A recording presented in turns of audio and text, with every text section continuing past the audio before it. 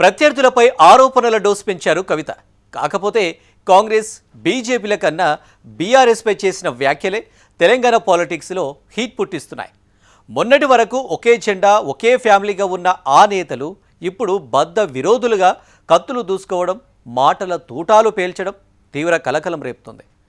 తన టీఆర్ఎస్ పార్టీపై కుట్రలు చేస్తున్నారని అంటూనే బీఆర్ఎస్ ఖాతాలో ఉన్న ఆ 1400 కోట్లు ఎక్కడివని, క్విడ్ ప్రోక్రో ద్వారానే కేటీఆర్ ఆ డబ్బు సంపాదించారని కవిత చేసిన ఘాటు వ్యాఖ్యలు చర్చనీయాంశంగా మారింది. అంతేకాదు హరీష్ రావు పైన విరుచుకుపడ్డారు కవిత. ఇంతకు కవిత మరోసారి బీఆర్ఎస్ను ఎందుకు టార్గెట్ చేశారు? కవిత ఆరోపణలతో గులాబీ పార్టీకి జరిగే డ్యామేజ్ ఎంత? కుటుంబ రాజకీయాలు బహిరంగ మాటల యుద్ధంగా మారాయా? దీంతో కాంగ్రెస్ బీజేపీ పార్టీలకు రాజకీయ ఆయుధం దొరికినట్టేనా?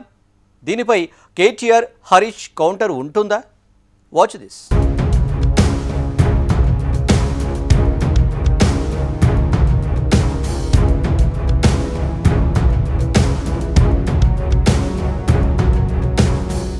తెలంగాణ రాజకీయాల్లో ఇంటిపోరు రచ్చకెక్కితే ఊరంతా చూస్తుందన్న సామెత ఇప్పుడు అచ్చం సరిపోతుంది.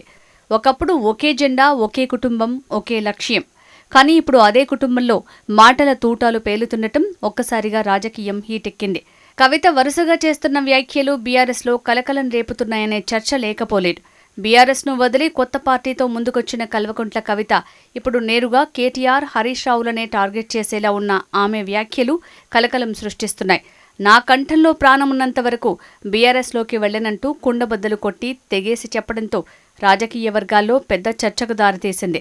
టీఆర్ఎస్ అనే పేరు నాకు రాకుండా గుంటనక్కల కుట్ర చేస్తున్నారంటూ మరో సంచలన ఆరోపణ చేయటం మరింత రాజకీయ చర్చకు దారితీసింది. టీఆర్ఎస్ అంటే భయం లేదంటూనే తన పార్టీ పేరుపై ఈసీకి 1000కి పైగా ఫిర్యాదులిచ్చారని ఆవేశపూరితంగా మాట్లాడటం మరింత అగ్గిరాజేసింది. దీంతో ఇక్కడే రాజకీయ వర్గాల్లో కొత్త చర్చ సైతం మొదలైంది. నా పార్టీకి భయపడకపోతే ఈసీకి 1000కి పైగా ఫిర్యాదులు ఎందుకు అంటూ కవిత సంధించిన ప్రశ్నలు హాట్ టాపిక్ అయ్యాయి. భయం లేకపోతే ఫిర్యాదులెందుకు? ఫిర్యాదులు చేస్తే భయం ఉన్నట్టేనా అన్న ప్రశ్నలు ఉత్పన్నమవుతున్నాయట.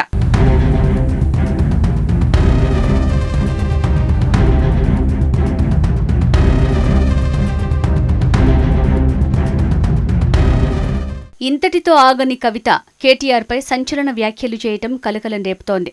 బీఆర్ఎస్ ప్రభుత్వ హయాంలో కేటీఆర్ సన్నిహితులకు క్విడ్ ప్రోకో ద్వారా అక్రమ అనుమతులు ఇచ్చారని ఆరోపిస్తూ కవిత రాజకీయ బాంబు పేల్చారు.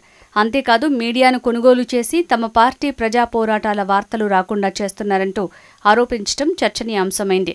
అలాగే తన ప్రజా పోరాటాలను అడ్డుకునేందుకు కాంగ్రెస్ బీజేపీలతో చేతులు కలుపుతున్నారని కూడా ఆమె విమర్శించారు.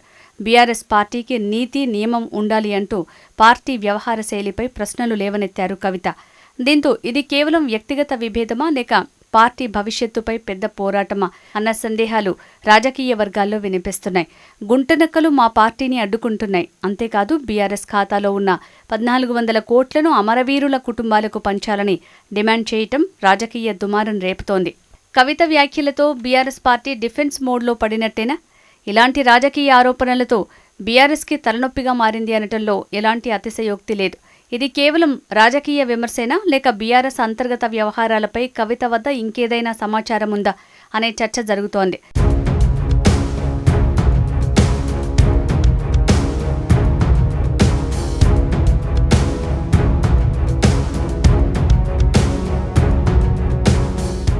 మాజీ మంత్రి హరీష్ రావు పైన కవిత మరింత డోస్ పెంచుతూ తీవ్ర పదజాలంతో తనదైన శైలిలో విరుచుకుపడటం ఇటు పార్టీలో అటు రాజకీయ వర్గాల్లో ఆసక్తికరంగా మారింది. కాళేశ్వరం అవినీతిలో అనకొండ హరీష్ రావేనంటూ ఘాటు విమర్శలు చేశారు. పాలమూరు ప్రాజెక్టుకి కూడా అన్యాయం జరిగిందంటూనే ఇలా ప్రతి దాంట్లో అవకతవకలు జరిగాయని ఆరోపించింది. అవినీతి చేసిన వారిని పార్టీ అధిష్టానం ఇంకా వారినే ముందు పెడితే పార్టీలో బీఆర్ఎస్ పార్టీ ఇక కోలుకోలేదంటూ సెటైర్స్ పేల్చింది. బీఆర్ఎస్పై కవిత రోజుకో ఆరోపణలు సంధిస్తుండటంతో కాంగ్రెస్ బీజేపీ పార్టీలకు పెద్ద రాజకీయ అడ్వాంటేజ్గా మారిందని రాజకీయ వర్గాల్లో చర్చ నడుస్తోందట. ఇదిలా ఉంటే ఇక బీఆర్ఎస్ సోషల్ మీడియా వారియర్స్పై తీవ్ర స్థాయిలో విరుచుకుపడ్డారు కవిత. తల్లి చెల్లెలు అనే సభ్యత మరిచి బూతులు తిడితే చూస్తూ ఊరుకోం, ఇది ఆంధ్ర కాదు, కాళ్ళు చేతులు విరగొట్టి చేతుల్లో పెడతాం, తస్మాత్ జాగ్రత్త అంటూ శివంగి స్థాయిలో వార్నింగ్ ఇవ్వటం చర్చకు దారితీసిందట. అదే సమయంలో ప్రజా సమస్యలపై పోటీ పడండి, వ్యక్తిగత దాడులు చేయొద్దు అంటూ సవాల్ కూడా విసిరారు. రాజకీయాల్లో విమర్శలు సహజమే అయినా కుటుంబ సభ్యుల మధ్య మాటల యుద్ధం ఈ స్థాయికి చేరటం, ఆ పార్టీ అంతర్గత వ్యవహారాలను సైతం బజారున వేయటంతో బీఆర్ఎస్ భవిష్యత్తుపై ఊహాగానాలు, ప్రశ్నలు లేవనెత్తుతున్నాయట.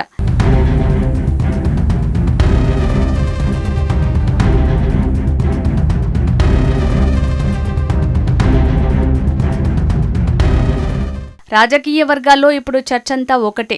కవిత ఈ దూకుడు వెనుక అసలు వ్యూహం ఏంటి? బీఆర్ఎస్కు ప్రత్యామ్నాయంగా తన పార్టీని బలోపేతం చేయాలన్న ప్లానా, లేక తెలంగాణ ఉద్యమ సెంటిమెంట్ను మళ్లీ ప్రజల్లోకి తీసుకువెళ్లే ప్రయత్నమా? ఒకవైపు కుటుంబ సభ్యులపైనే బహిరంగ విమర్శలు, మరోవైపు కాంగ్రెస్, బీజేపీలపైన సమపాళ్లలో రాజకీయ ఎదురుదాడి. ఇవన్నీ చూస్తుంటే తెలంగాణ రాజకీయాల్లో కవిత రాజకీయంతో కొత్త సమీకరణాలకు తెరలేస్తుందనే చర్చ వినిపిస్తోంది. కేవలం బీఆర్ఎస్ పైనే కాదు, కాంగ్రెస్, బీజేపీలపై కూడా కవిత విమర్శలు సంధించారు.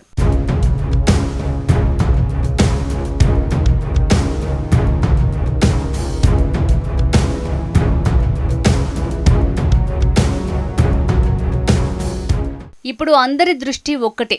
కవిత చేసిన ఆరోపణలకు కేటీఆర్, హరీష్ రావు ఎలా స్పందిస్తారు? టీఆర్ఎస్ పేరు వివాదం ఎటు మలుపు తిరుగుతోంది? కుటుంబ రాజకీయ విభేదాలు ఇంకా ముదురుతాయా? ఇది కేవలం ఆవేశమా, లేక ముందే రచించిన రాజకీయ స్క్రిప్టా? టీఆర్ఎస్ పేరుపై పోరాటం, బీఆర్ఎస్పై బహిరంగ యుద్ధం, 3 ప్రధాన పార్టీలపై ఒకేసారి దాడి. కవిత కొత్త పార్టీ తెలంగాణ రాజకీయాల్లో నిజంగా 3వ ప్రత్యామ్నాయంగా ఎదుగుతుందా, లేక ఈ రాజకీయ ప్రకంపనలు చివరికి బీఆర్ఎస్లోనే మరింత పెద్ద భూకంపానికి దారితీస్తాయా? కుటుంబ రాజకీయాల్లో ఈ కొత్త అధ్యాయం తెలంగాణ రాజకీయ ముఖచిత్రాన్ని మార్చేస్తుందా అన్న అనుమానాలు వ్యక్తమవుతున్నాయట.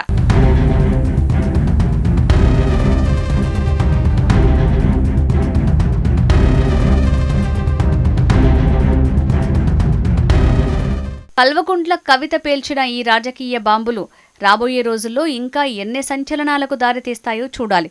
ఇప్పుడు తెలంగాణ రాజకీయాల్లో అసలు ఫైట్ అధికార పక్షం వర్సెస్ ప్రతిపక్షమా, లేక బీఆర్ఎస్ వర్సెస్ కవితదా అన్నది $1 మిలియన్ ప్రశ్న.